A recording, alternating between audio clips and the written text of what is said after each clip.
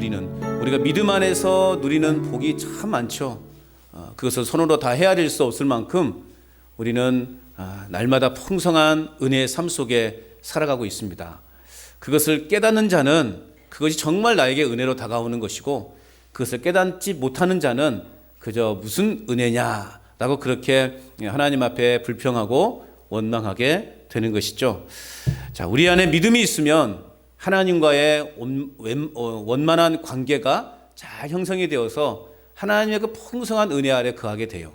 그런데 우리의 믿음에 이렇게 금이 가고 우리의 믿음이 막혀버리면 결국 하나님과의 그러한 관계가 또 서먹서먹해지고, 그러다 보니 하나님의 그 은혜를 누리지 못하는 경우가 참 많습니다.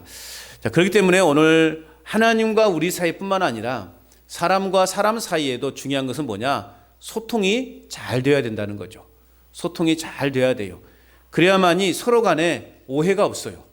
이 소통이 잘 되지 않다 보니까 내가 남의 말을 잘 듣지 않고 남의 말을 이해하려고 하지 않고 귀담아 듣지 않으려고 하니까 내가 필요한 말만 들으려고 하다 보니까 사람 사이에 오해가 되는 거예요. 그래서 한국말은 뭐라고 되어 있어요? 한국말은 끝까지 들어봐야 된다고 하잖아요. 근데 우리나라 사람들은 성격이 급해가지고요, 그냥 앞부분만 내가 필요한 말만 쏙 들어가지고 여기 가가지고 아이고 저 사람이 이랬대 그렇게 이야기해요. 그런데 나중에 알고 보면 전혀 다른 결과예요. 그러다 보면 서로 오해가 돼요. 어쨌든 우리는 소통이 굉장히 중요합니다. 불통이 되면 아까도 말씀을 드렸지만 다른 사람들의 의견을 내가 이해하려고 하지도 않고 받아들이려고 하지 않아요. 그러다 보니 어떻게 되겠습니까? 관계가 단절이 되는 것이죠. 갈등을 만들어내는 것입니다. 오늘 우리가 살아가는 이 시대를 우리는 개인주의다 그렇게 말해요. 개인주의가 굉장히 강한 그러한 시대를 살고 있어요. 세대 간의 갈등도 아주 예상외로 심각합니다. 그래서 여러분 젊은 세대들, 요즘은 이제 MZ 시대라고 그렇게 세대라고 이야기하는데, 그들과 여러분들의 그 소통이 잘 됩니까? 심지어는 우리 자식들과도 소통이 잘 안 되지 않습니까? 6살 된 손녀가 할머니하고 한참을 이야기하더니 할머니랑은 말이 안 통한다고. 할머니랑은 말이 안 통했는데 6살짜리가. 그런 시대를 살고 있습니다. 손주들과 여러분 잘 의사소통 됩니까? 소통이 잘 됩니까? 도대체 얘들이 무슨 소리 하는지. 저도 요즘 막 아이들의 그렇게 요즘 막 줄임말 많이 쓰잖아요. 막 줄여서 이상한 말을 쓰잖아요. 뭐 사전에도 없는 말들을 많이 쓰고 그러면 저게 무슨 말일까? 그래서 제가 혹시라도 해서 인터넷을 검색해 보니까요, 어마어마하게 많이 나오더라고요. 줄임말들이. 요즘은 그래서 세대 간의 그러한 격차가 굉장히 심각한 그러한 시대에 있습니다. 자, 우리가 오늘 지금 계속 살펴보고 있는 이 말라기 시대도 마찬가지예요. 말라기 시대도 하나님과 그의 백성들 간의 불통을 다루고 있다라는 거죠. 결국 나라가 힘들어지는 이유가 뭐냐? 미정자들과 일반 국민들의 소통이 잘 이루어지지 않기 때문에 지금 우리나라의 형편이 조심스럽지만 그런 상황이 아닌가 싶어요. 국민들의 소리를 귀담아 듣지 않으려고 해요. 자기들의 의지대로, 자기들의 감정대로 그냥 이렇게 나라를 운영해 가려고 하는 그런 것 때문에 지금 나라가 큰 혼란에 빠져 있는 거 아닌가. 많은 사람들이 그거에 대해서 염려하고 있는 것이죠. 국민들과의 소통이라고 하지만 원만한 소통이 이루어지지 않고 그저 자기들 좋아하는 사람들 마치 이렇게 팬미팅을 하는 것처럼 그렇게 국민들과의 소통이라고 하면서 대화하는, 그러다 보니 전체적인 국민들의 마음을 읽지 못하는 그러한 지금 위정자들의 모습이 아닌가. 우리는 이런 문제를 놓고 심각하게 또 기도해야 됩니다.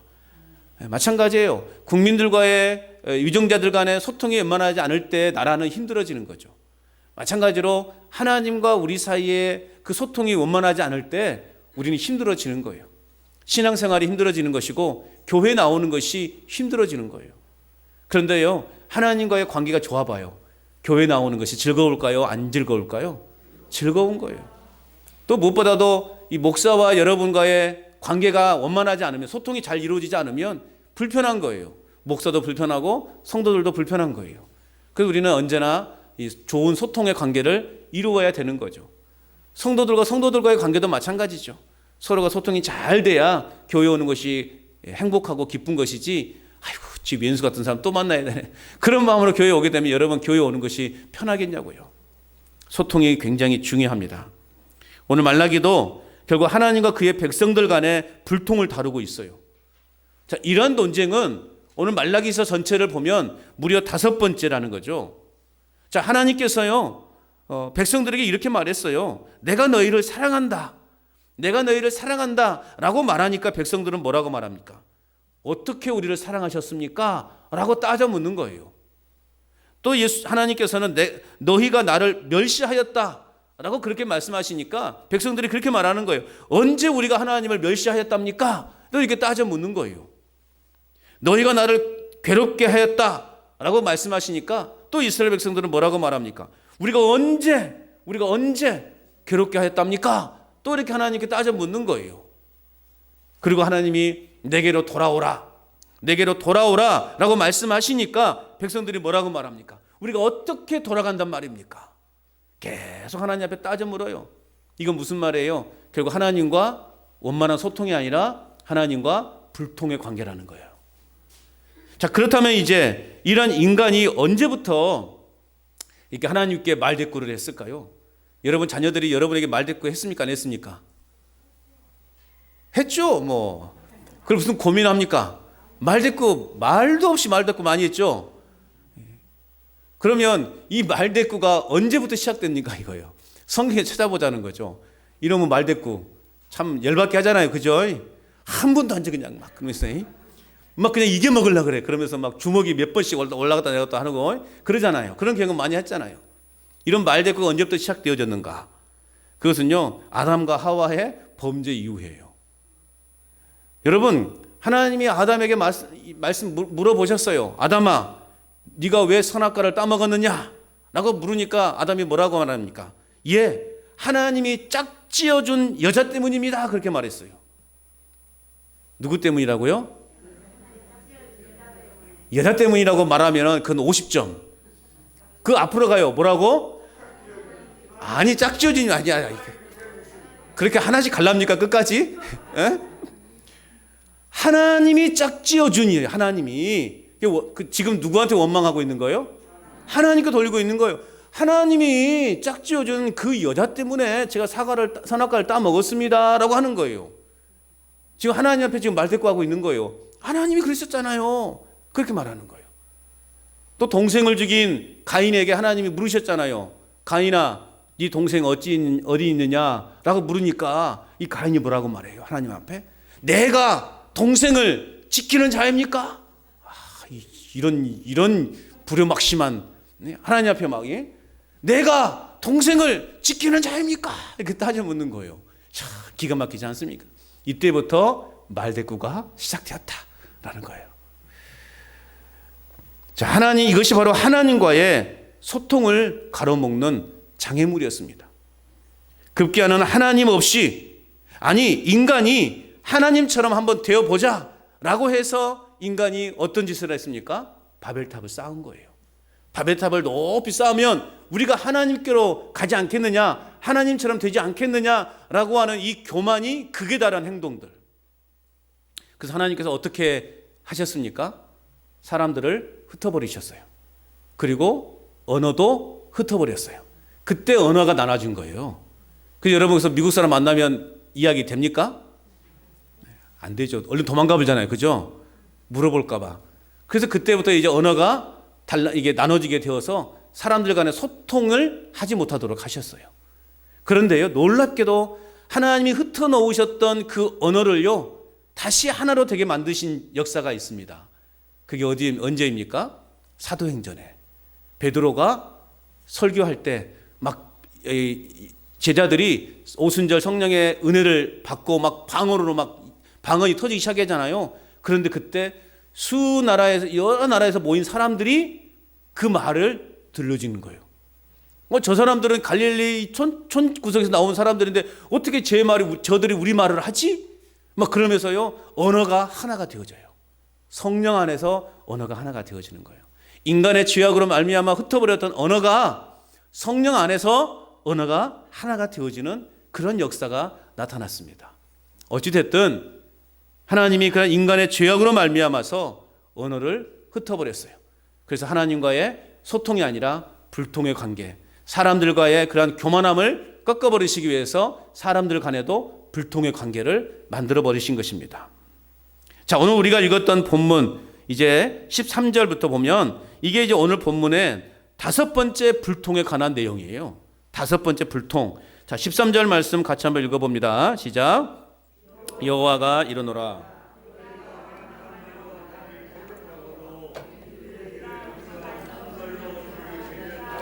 자, 하나님의 말씀은 너희가 완악한 말로 나를 대적하고도 이르기를 우리가 무슨 말로 주를 대적했답니까? 라고 지금 말대꾸하고 있는 거죠. 너희가 완악한 말로 나를 대적했다. 우리가 무슨 말로 주님을 대적했다는 말입니까? 이런 불통의 관계, 이런 불통의 관계는요 엄청난 결과를 만들어내요. 아주 오래전에 일어난 사건이 있었습니다. 13살짜리 중학교 2학년 그 남학생이요 자신의 집에 불을 질러버렸어요. 그래가지고 일가족 4명을 숨지게 한 큰 사건이 있었습니다. 사회적으로 굉장히 좀 큰 사고로 이렇게 기록되어져 있습니다. 중학교 2학년짜리가 집에 불을 질러가지고 일가족 4명을 그냥 죽게 만드는 사고. 그 아들은요 예술고등학교를 가고 싶어 했어요. 그런데 그 아버지가 아들에게 그냥 아니다, 인문계 가야 된다고 하면서 공부하라고 야단치고 또 심지어는 욕설, 또 심지어는 폭행까지 하는 아버지에 대한 그 반감, 그 반감으로 인해서 아버지를 죽이겠다, 아버지를 살해하겠다고 하는 그 주도 면밀하게 준비해서 일으킨 방화 사건이에요. 그런데요 놀라운 것은 그 학생이 중학교 1학년 때는요 반에서 반장을 할 정도로 아주 굉장히 책임감과 리더십이 강한 학생이었다고 그래요. 긍정적이었고 아주 착한 학생이었다고 그렇게 소문이 났어요. 그를 담임했던 1학년 담임선생님도 이 아이는 결코 이렇게 끔찍한 비행을 저지르는 아이가 아니었다고 그렇게 증언을 했습니다. 그런데 180도 다른 아이의 변질되어 버린 것에는 결국 부모와의 불통, 부모와의 충분한 대화가 이루어지지 않은 그런 불통의 관계로 인해서 끔찍한 사건이 벌어지게 된 거예요. 결국 부모와의 그런 불통이 한평생 학생을 끔찍한 범죄자가 되게 하였다는 것이죠. 이처럼 불통은요 어마어마한 결과를 만들어내는 것입니다. 하나님과의 우리 사이의 불통은 결국 어떤 결과를 만들어낼까요? 지옥행이죠. 지옥 가게 만드는 거예요. 이보다 더한 여러분 인생의 큰 충격이 어디 있습니까? 반대로 하나님과의 소통은 결과가 뭐라? 천국이죠. 천국 그 하나만큼 여러분 우리 인생에서 가장 중요한 것이 어디 있냐고요. 여러분은 하나님과 소통하시겠습니까? 불통하시겠습니까? 하나님과 온전한 소통을 이루어주시길 바랍니다. 하나님과 인간 사이의 불통의 문제, 그 이유는 뭐냐? 결국 죄 때문이라는 거죠. 처음에 아담과 하와의 죄 때문에 말대꾸가 시작됐다고 말씀을 드렸어요. 결국 하나님과의 인간 사이의 불통의 문제는 죄의 결과라는 거죠. 그래서 부모와 자녀 사이의 관계가 정상적인 관계라 그러면 아주 평안하게 대화도 잘 될 거예요. 그런데 자녀들이 부모의 기대치에 미치지 못했을 때, 또 부모에게 큰 잘못을 저질렀을 때, 또 부모에게 숨기는 것이 있을 때 그 관계가 과연 원만한 소통이 이루어질 수 있겠습니까? 소통이 이루어질 수 없는 거예요. 결국 우리 안에 있는 죄의 문제가 해결되지 않으니 하나님과의 관계에 있어서도 소통보다는 불통이 되는 거예요. 그래서 내 몸은 교회에 나와 있지만, 그리고 평생 내가 교회 생활을 했지만 하나님과의 그런 소통이 막혀 있으니 여러분 구원과는 전혀 관계없는 삶을 살게 되더라라는 것입니다. 여러분은 신앙생활하면서 하나님께 섭섭할 때가 언제였습니까? 우리가 이렇게 살다 보면 하나님이 너무 섭섭할 때가 있지 않습니까? 또 그래서 우리가 믿음의 회의가 생길 때가 있다라는 것이죠. 하나님과의 그런 불통이 이어지다 보니 괜히 우리 마음속에 이런 생각이 드는 거예요. 하나님이 섭섭해지는 거예요. 그리고 좀 신앙이 회의가 되는 때가 생긴다라는 거죠. 여러분들은 어느 때 이런 신앙생활에 회의가 느껴지고 또 하나님께 섭섭하다는 생각을 갖게 되십니까? 내 뜻대로 되지 않을 때이겠죠. 내 뜻대로 되지 않을 때.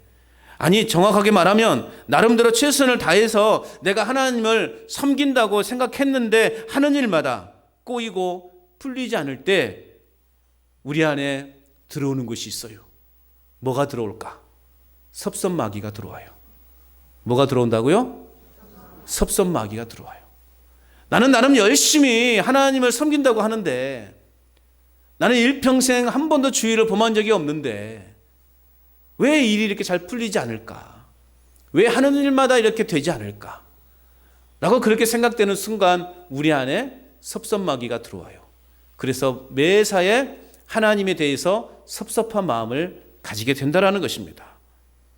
또한 그런 시련이 오래 지속될 때 우리는 하나님께 대한 이제 서운한 감정이 들기 시작한다는 거죠. 그러다 보니 하나님 믿음에 대한 회의가 생기게 되고 하나님께 대한 섭섭함이 들기 시작하는 거예요. 그런데 원인을 따지고 보면 결국 하나님과의 불통이 그 원인이라는 것을 우리는 깨달아야 되는 것입니다.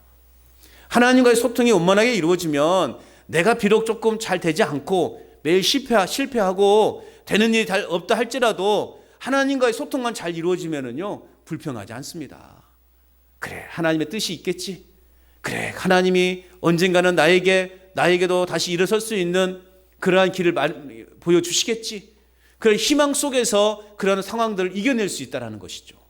그런데 하나님과의 불통, 막혀 있으니 우리에게는 그런 늘 불평과 원망이 우리 안에 생기게 된다는 것입니다. 자, 이런 현상을 종교회의주의라고도 이야기해요. 종교회의주의. 무슨 말이냐? 점점 종교에 대해서 회의를 느끼는 그런 현대인들이 늘어나고 있다는 거죠. 사실 하나님보다 더 힘있고 더 좋아하는 것들이 우리 주위에는요 참 많습니다. 하나님보다 더 훌륭하고 하나님보다 더 멋지고 하나님보다 더 나은 것들이 우리 주변에 참 많이 있다고도 생각을 해요. 돈과 권력과 명예가 현실적으로 하나님보다 더 힘있는 존재로 부각되고 있어요. 그래서 알긴 아는데, 내가 하나님을 믿는 게 좋은 것인지 알긴 아는데 그래도 돈이 있어야 되지 않겠습니까? 그래도 내가 하나님이 능력이 있는지를 아는데 그래도 권력을 손에 쥐고 있는 사람 앞에 딱 붙어 있는 것이 좀 낫지 않겠습니까? 그런 생각들 가게 된다는 거예요. 신앙인이면서도 불구하고. 그러니까 여러분 정치인들을 보시면요, 이 신앙인들이 참 많아요. 그런데 그분들이 좀 잘하면 좋은데 잘 못해. 그러니까 지금 한간에 지금 저렇게 정치인들 중에도 막 지금 어떤 문제로 이렇게 시끄러운 분들이 있잖아요. 그 기자가 인터뷰를 했는데 그 상대방이 그러더라고요. 그때는 내가 집사였고 그분도 집사였다라는 거죠. 그래서 지금은 현재는 이제 장로로다 그래요. 그러면서 인터뷰를 했는데 결국 그분도 보니까 교회 집사였더라고요.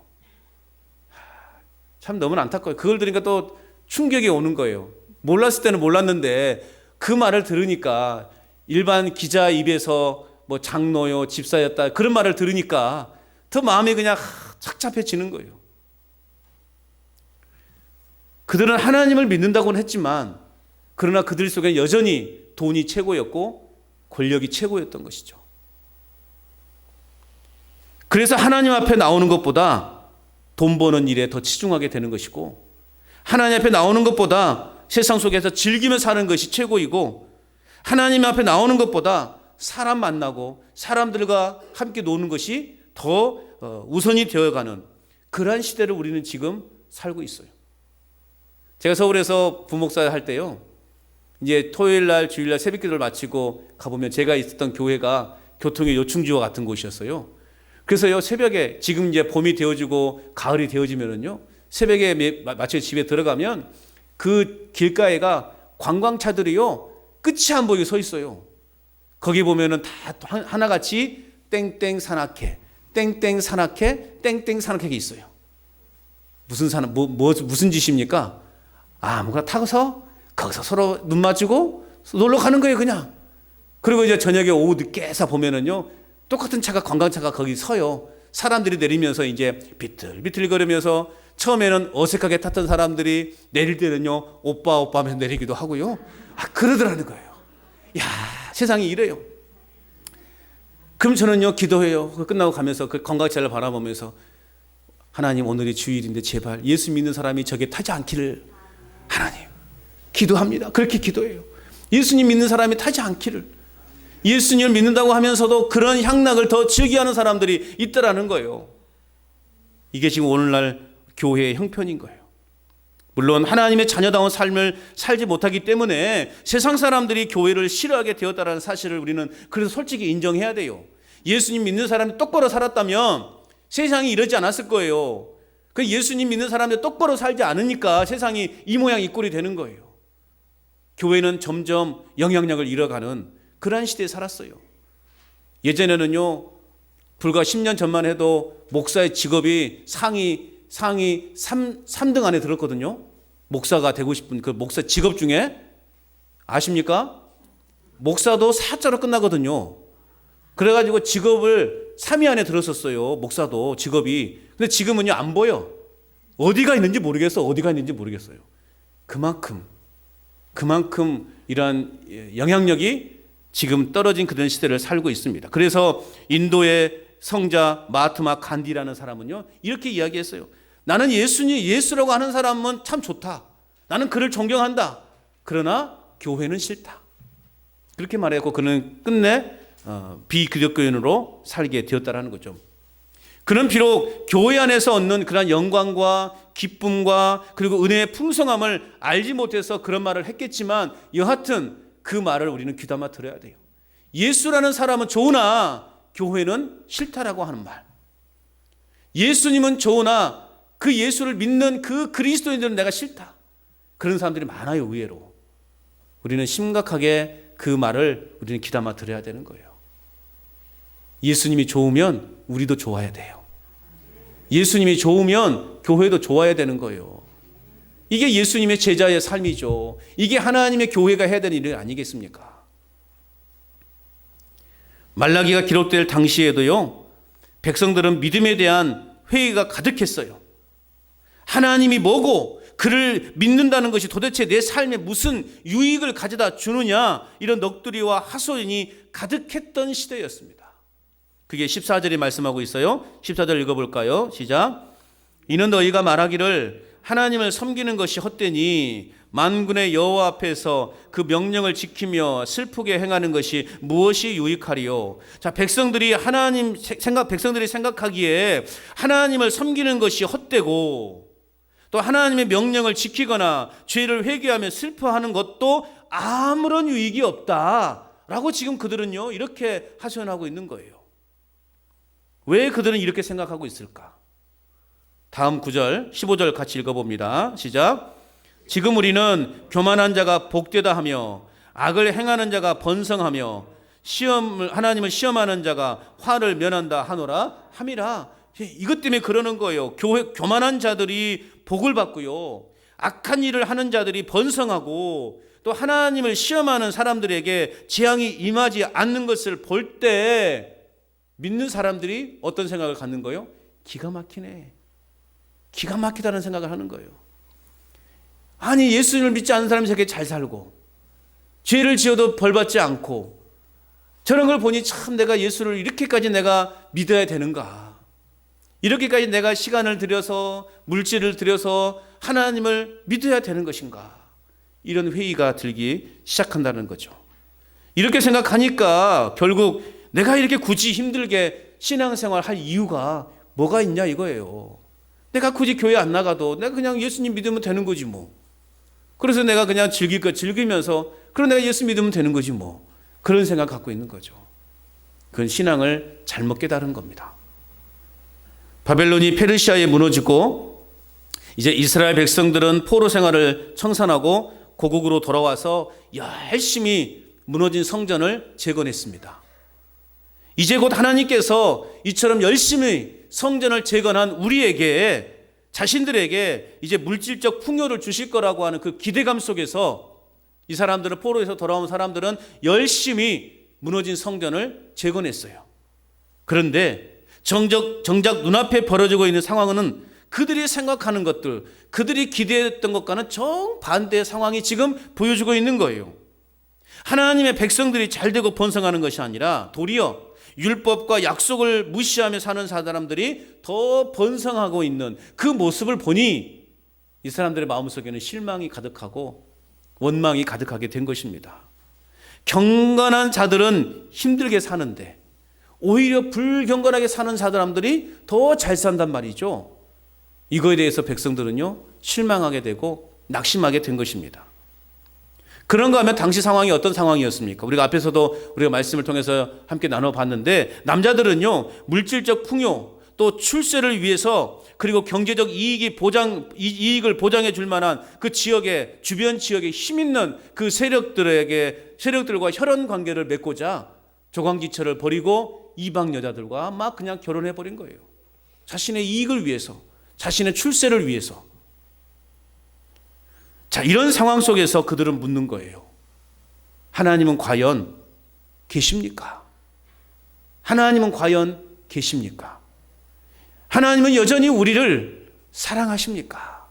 이렇게 지금 하나님 앞에 항변하고 있는 거예요. 우리의 모습이지 않겠습니까? 오늘 말라기 선지자가 지적하고 있는 본문의 장면, 오늘을 살아가는 우리들의 모습처럼 느껴지지 않습니까? 내는 하는 일마다 되지 않고 결과는 늘 좋은 결과가 아닌 내가 생각했던 것보다 다른 결과가 나에게 주어질 때 정말 도대체 하나님은 살아 계십니까? 도대체 하나님은 나를 지금도 여전히 사랑하고 계십니까? 그렇게 하나님께 우리가 항변하지 않겠습니까? 그때나 지금이나 믿음이 조롱받고 믿음이 무기력하게 느껴지고 있는 것이죠. 나름 열심을 가지고 신앙생활을 한다고 하지만 별로 나아진 것이 없을 때, 오히려 세상적으로 살아가는 사람들이 더 잘 되는 것을 볼 때 우리는 실망하게 되고, 그리고 내 마음 안에 어떤 생각이 듭니까? 나도 저렇게 한번 살아볼까? 나도 그냥 주일날 에라 모르겠다, 주일날 한번 놀러 가고 그냥 이렇게 이제 앞으로 이제 꽃피고 그럴 텐데 주일이고 뭐고 그냥 친구들이랑 놀러나 한번 가볼까? 뭐 그런 생각 들지 않겠습니까? 그런데 여러분, 오늘 저희가 살아가는 근본적인 가치는 단순히 잘 먹고 잘 사는 데 있지 않다라는 거, 이걸 기억하시기를 바랍니다. 여러분, 먹고 사는 문제는요, 2차적인 문제예요. 그럼 1차적인 문제는 뭐냐? 우리가 근본적으로 해결해야 될 문제는 뭐냐? 우리의 인생은 무엇인가예요. 인생은 무엇인가? 나는 무엇 때문에 세상에 났고 내가 무엇을 위해서 살아가는가? 그리고 나는 어디를 향해 가고 있는가? 이게 오늘 우리가 고민해야 될 문제예요. 여러분은 무엇 때문에 이 세상에 태어났다고 생각하십니까? 그리고 지금 여러분들은 무엇을 위해 살아가고 있습니까? 그리고 여러분은 지금 어디를 향해 가고 있습니까?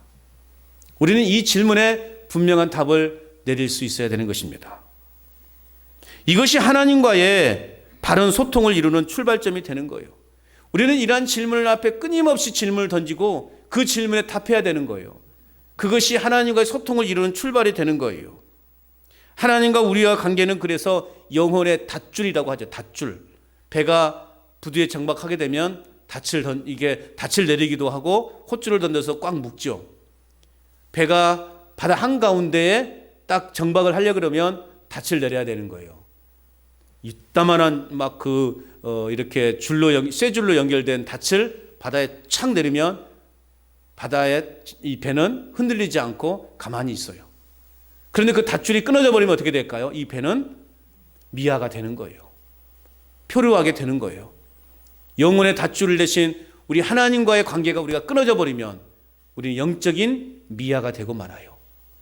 우리 인생이 어디로 갈지 모르는 거예요. 우리는 그런 인생이 되지 말아야 되는 것입니다.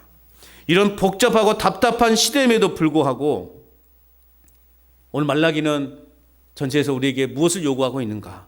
예배를 강조하고 있는 거예요. 예배. 그럼에도 불구하고 예배가 살아야 된다. 우리 신앙의 모든 출발점은 예배에 있다라는 거죠. 오늘 우리의 삶의 결국 출발점이 어디 있느냐? 예배에 있어요. 예배의 성공이냐 실패냐에 따라서 우리 인생의 성공과 실패가 나눠진다는 것입니다. 여러분, 예배의 성공자가 되시기를 바랍니다. 어떠한 일이 있어도 우리는 이 예배를 놓쳐서는 안 되는 거예요. 예배를 포기해서는 안 되는 거예요. 우리는 이 예배를 꽉 붙잡아야 되는 거예요. 예배의 실패자가 되지 마십시오. 어떤 일이 있어도 여러분 이 예배의 자리를 지키시기를 바랍니다. 제가 누누이 강조하지 않습니까? 자식들이 와도 뭐라고요? 자식들이 와도 네 알아서 가라 하고 예배당에 와야 되는 거예요. 아니면 같이 오던가. 자식들 왔다고 예배 빠지는 일이 없도록 제발 좀 부탁을 드립니다. 제발. 왜 아멘 안 하십니까? 네? 제발 부탁드린다니 예배 아멘도 안 하시고 그래야 쓰겠습니까? 자식들이 와도 아무리 바쁜 일이 있어도 예배 자리를 놓치지 않아야 돼요. 이게 인생의 기본이에요. 어쩌면 밥 먹는 것보다 더 중요할 수 있어요. 한 끼 안 먹는다고 죽지 않지 않습니까? 그런데 여러분 예배 한번 잘못 드리다가 죽을 수 있어요. 예배 잘못 드리다가 죽으면 어디 가는 거예요? 지옥 가는 거예요. 얼마나 무섭습니까, 여러분? 그래서 예배를 놓치면 안 돼요. 이렇게 말해도 빠진다니까. 참. 자, 말라기 시대, 이렇게 혼란한 이 말라기 시대, 그럼에도 불구하고 말라기가 강조하는 것은 예배예요. 또 무엇을 강조하고 있습니까? 참된 봉헌을 강조하고 있어요. 하나님 앞에 드릴 것은 하나님의 것을 도둑질하지 말라고. 하나님 앞에 드릴 것은 마땅히 드리라. 이왕에 내가 하나님 앞에 드리기로 작정했다면 그냥 뒤돌아보지 말고 드려라.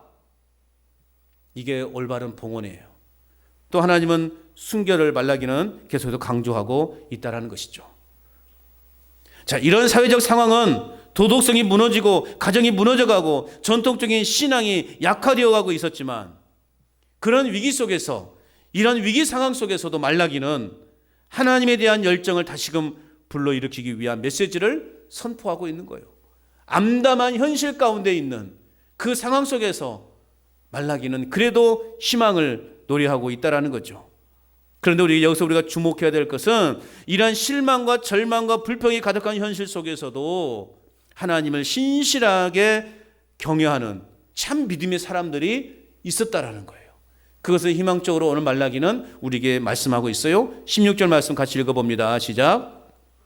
그때 여호와를 경외하는 자들이 피차에 말하매 여호와께서 그것을 분명히 들으시고 여호와를 경외하는 자와 그 이름을 존중히 여기는 자를 위하여 여호와 앞에 있는 기념책에 기록하셨느니라. 아멘. 보세요, 여러분. 하나님을 경외하는 자, 그 이름을 존중히 여기는 자를 위하여 여호와 앞에 있는 기념책에 기록하셨다 말씀하고 있는 거죠. 이게 하나님은 당신을 경외하는 자들, 그리고 당신을 존중히 여기는 자들의 말을 분명히 들으신다는 거죠.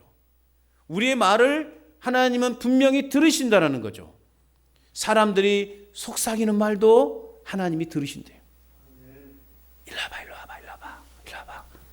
뭐라고 하잖아요. 우리는 안 들리잖아요. 그죠? 그런데 하나님은 들으신다라는 거예요. 기승말로 아이고 저 예쁜데 못 시켰어. 내가 봤는데 아이고 참. 사람들의 귀에는 들리지 않아요. 그런데 누구의 귀에는 들린다? 하나님의 귀에는 들린다. 농담도 들으시고요. 우리의 악한 말도 들으시고요. 하나님께 영광 들리는 말도 들리신다는 거예요. 다 들으신다는 거 하나님은. 어떤 말을 해야 됩니까 우리가? 어떤 말을 해야 돼요? 좋은 말, 축복의 말을 해야 돼요. 따라서 합시다. 좋은 말, 축복의 말. 왜요? 하나님이 들으시니까. 속삭이지 마세요. 흉보시 말라고요. 하나님이 다 들으신대요. 그러니까 우리는 예수님 믿는 사람답게 축복의 말, 사랑의 말을 해야 되는 거예요. 인생의 억울함과 서운함은 아무도 알아주는 이가 없다고 생각할 때 우리 안에 더 슬픔과 더 실망이 커지게 된다는 거죠. 사람들이 나를 알아주지 않아, 내가 하는 일을 아무도 알아주지 않는다고 생각되니까 우리 안에 섭섭마귀가 들어오고 우리는 서운해지는 거죠. 그런데 하나님은 어떻게 하고 하신다 그랬어요? 여호와 앞에 있는 기념책에 기록하셨느니라. 할렐루야. 우리의 모든 선행, 우리의 모든 믿음의 행위, 사람들은 알아주지 않는다 할지라도 하나님은 그 기념책에 다 기록해 놓으신대요. 그러니 우리가 사람 바라보면 사람 바라보지 말고 누구 바라보자? 하나님 바라보자. 교회 봉사하는 것도 여러분 힘겨울 수 있어요. 힘들죠. 그런다 여러분, 사람들이 내가 헌신하는 것 알아주지 않는다 할지라도 하나님은 이미 우리가 행하는 모든 것들을 다 기념책에 기록해 놓으셨대요. 오늘 성경에서 약속해 놓고 있지 않습니까? 절망과 회의가 가득한 현실 속에서도 하나님을 경외하고 그 이름을 높이는 자의 이름을 하나님은 특별 장부에 우리의 이름을 기록해 놓으셨다는 거죠. 그래서 여러분, 하나님의 생명책에 기록된 자들은 하나님의 구원이 임하는 줄로 믿습니다.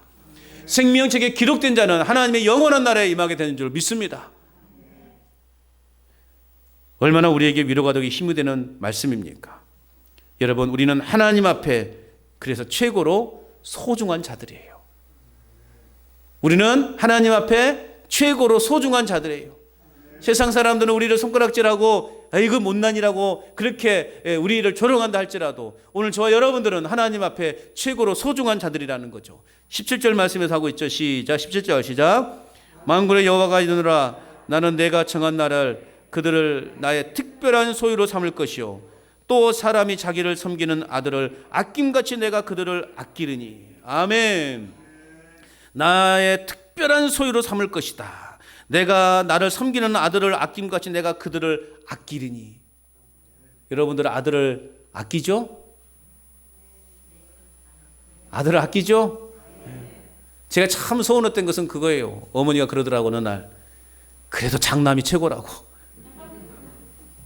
그래도 장남이 최고라고 그렇게 말씀하시더만요. 얼마나 장남을 아끼는지. 우리가 말하면 하나도 들어먹지 않는 것을 장남이 와서 한마디 말하면 그냥 꼬리를 확 내려버리는 이런 불공평한 어머니를 볼 때 이 막내로서 얼마나 답답했겠습니까? 그러죠 여러분도? 그래도 장남이죠? 에이고 거짓말하고 계시네. 자, 우리가 그렇게 장남이라고 하면 좀 요즘 시대는 달랐으니까 우리가 뭐 또 아들이라고 하면 또 딸들이 난리 나겠죠. 그래서 어쨌든 우리가 우리의 아들들, 딸들을 그렇게 아끼고 소중하게 여기는 것처럼 오늘 하나님도요, 저와 여러분들을 그렇게 아끼신다는 거예요. 이거는 우리에게는 큰 위로가 되는 거예요. 오늘 말씀해 보니까 또 내가 정한 날에 표현하고 내가 정한 날. 내가 정한 날이 무슨 날이에요? 심판의 날이에요. 심판이 없다면요, 우리가 하나님을 믿어야 될 이유가 없는 거예요. 심판이 있기 때문에 우리가 하나님을 믿어야 되는 거예요. 예수님을 믿는 사람이나 믿지 않는 사람이나 심판대 앞에 설 수 다 서게 되어 있어요. 그 예수를 믿는 사람들은 천국에 이르게 되는 것이고 믿지 않는 자는 지옥에 가는 거예요. 이 심판이 있기 때문에 이 어마무시한 심판이 있기 때문에 우리가 하나님을 믿는 거예요. 그 심판이 있기 때문에 우리는 그날을 믿기 때문에 오늘의 고난을 이길 수 있는 힘을 얻게 된다는 것입니다. 하나님께서는 언약의 백성인 이스라엘을 가리켜 나의 특별한 소유다. 오늘 예수님 믿고 살아가는 저와 여러분들을 향해서도 오늘 하나님을 말씀하십니다. 너희는 나의 특별한 소유다. 사람이 자기를 섬기는 아들을 아낀같이 오늘 저와 여러분들을 아껴주겠다. 내가 너를 아껴준다. 아낀다라고 그렇게 말씀하고 있는 것입니다. 여러분, 오늘 저와 여러분들은 하나님의 특별한 소유이고 하나님께서 가장 아끼시는 하나님의 자녀임을 믿으시기 바랍니다. 그러므로 우리에게 진정한 복이 무엇인가? 우리에게 진정한 복이 무엇입니까? 항상 하나님이 나와 함께 계시다는 것을 믿고 살아가는 것. 하나님이 언제나 나와 함께하고 있다는 것을 느끼며 살아가는 것. 이것이 오늘 우리에게 진정한 복인 거예요. 믿음 안에 살아갈 때 얻는 축복은 참으로 어마어마하게 많습니다. 이러한 놀라운 축복을 누리는 그러한 여러분 예배자로 살아가시기를 축복합니다. 우리 모두는 하나님께서 특별한 소유로 삼아주신 가장 고귀한 존재이고 특별한 존재라는 사실을 다시 한번 여러분 믿으시기 바랍니다. 유년 시절에 부모로부터 버림받고요, 심한 거절감에 깊은 상처 가운데 살아갔던 한 사람이 있었어요. 그는 극적으로 예수님을 만나면서 일대 혁명이 일어났습니다. 예수님의 사랑에 푹 빠져 살았어요. 어릴 적에 부모로부터 형제들로부터요 어마어마한 멸시와 천대를 받았어요. 도대체 나는 주워온 아들인가 느낄 정도로 자식으로서의 취급을 제대로 받지 못한 그야말로 절망적인 인생을 살았던 그가 예수님을 믿고 이사야 43장의 말씀을 듣습니다. 너는 두려워하지 말라. 내가 너를 구속하였고 내가 너를 지명하여 불렀나니 너는 내 것이라. 라는 이 하나님의 말씀에 인생이 바뀌어버린 거예요. 이런 사실 깨닫고 그는 이제 그 안에 어릴 적에 경험했던 그 모든 서러움을 떨쳐버리고 예수님 안에서 참된 자유의 삶을 누리게 될 수 있었던 거예요. 그는 하나님께 크게 쓰임받아서 이제 큰 교회를 다니면은 목사로서의 사명을 감당하고 있습니다. 어릴 적에 그렇게 멸시받고 천대받던 그 아이가 성장하면서 그 상처 속에서 복수의 칼날을 갈고 살았던 그가 너는 내 것이다. 내가 너를 낳았다. 라는 이 하나님의 말씀 앞에 인생이 완전히 뒤바뀌어져서 하나님의 일을 하는 그런 하나님의 사람으로 바뀌었다라는 것입니다. 우리는 하나님 앞에서 유일한 존재예요. 하나님은 당신을 향한 계획을 갖고 계십니다. 하나님을 경외하는 여러분, 하나님 앞에 특별한 존재임을 믿으시기 바랍니다. 18절 같이 읽어봅니다. 시작. 너희가 돌아와서 의인과 악인을 분별하고 하나님을 섬기는 자와 섬기지 아니한 자를 분별하리라. 아멘. 자, 그날에는 하나님의 심판의 때에 하나님을 섬기는 자와 섬기지 않은 자를 분명히 구별하게 될 것이다 말씀하고 있습니다. 인생에는 여러분 마지막이 있어요. 저와 여러분의 인생에는요 마지막이 있습니다. 그러나 여러분 결국 우리가 이 땅에서는 험한 인생을 산다 할지라도 마지막에 웃는 자가 이기는 자예요. 우리는 마지막에 다 웃는 자가 되는 줄로 믿습니다. 이 땅에서는 정말 내 몸이 불편하고 내가 마음대로 할 수 없는 불편한 삶 가운데 살아가고 있다 할지라도 마지막에 웃을 수 있으니 이것이 우리에게는 큰 축복임을 믿으시기 바랍니다. 하나님은 하나님을 경외하고 그 이름을 존중히 여기는 자를 오늘 당신의 기념책에 기록해 놓으셨습니다. 이미 저와 여러분들은 그 하나님의 예수님의 그 생명책에 우리의 이름이 떡하니 기록되어져 있는 줄로 믿으시기 바랍니다. 그래서 여러분 하나님과 소통하는 자를 하나님은 기억하시는 거예요. 하나님을 섬기는 자를 우리 하나님은 기억하시는 거예요. 아무리 작은 것이라 할지라도 귀하게 기록되어질 거예요. 우리가 또 이 땅에서는 별별 없는 삶을 살아간다 할지라도 하나님은 우리 그 자체를 귀하게 여기셔서 귀한 그 특별 장부에 저와 여러분의 이름을 기록해 놓으신다는 거죠. 여러분 하나님을 섬기면서 낙심하지 마세요. 하나님을 섬기면서 제발 시험 들지 마세요. 나 시험 들었어요. 그런 말 하지 마세요. 그것은 본인의 문제예요. 타인에 의해서 내가 시험 들었어요 라고 할지 모르겠지만 결국 따지고 보면 본인의 문제인 거예요. 내가 하나님과의 온전한 소통이 이루어지지 않기 때문에 여러분 그 모든 것을 믿음으로 내가 받아들이지 못하고 넓은 그릇이 아니라 좁쌀만한 그릇의 마음이 되는 것입니다. 여러분 하나님 앞에 시험 들었다 말하지 마세요. 하나님을 섬기면서 낙심하거나 절망하지 마십시오. 하나님 너무 서운해요? 그것도 하지 마세요. 우리가 하나님과 온전한 소통이 이루어지면요 모든 것이 은혜로 다 받아들이게 되어 있는 거예요. 사람 관계에서 왜 여러분 서운함이 없겠어요? 제가 왜 여러분들을 서운하게 해드린지 얼마나 많겠습니까? 그래도 우리가 믿음으로 다 이해하고 받아주면 저도 여러분이 이해되고 여러분도 제가 이해가 될 것입니다. 그러한 소통이 있는 그러한 우리 간전제일교회 되기를 축복합니다. 하나님을 경외함으로 끝까지 하나님을 잘 섬기시길 바랍니다. 그리고 우리가 마지막 날에 다 웃으면서 천국 가자고요. 제가 이제 여러분들을 죄송한 말씀이지만 입관 예배도 다 치르지 않겠습니까? 예. 안 하려고요? 제가 딱 봤을 때 웃는 모습으로 가시기 바랍니다. 예. 그럼 제가 얼마나 감사하겠어요. 웃는 모습으로 만나자고요. 우리가 천국에서 웃는 모습으로 만나자고요. 제가 절대 짜장면 배달 가지 않도록 여러분 기도해 주시고, 제가 여러분들을 기쁨으로 맞이할 수 있도록 우리 그렇게 함께 웃으며 천국 가자고요. 이게 하나님이 우리에게 원하시는 것입니다. 믿음 안에서 참된 복을 누리는 예배자로 살아가시는 저와 여러분 삶이 될 수 있기를 주님의 이름으로 축복합니다. 따라서 합시다. 복음의 사람, 예배자로 살게 하소서. 다시 한번 복음의 사람, 예배자로 살게 하소서. 할렐루야.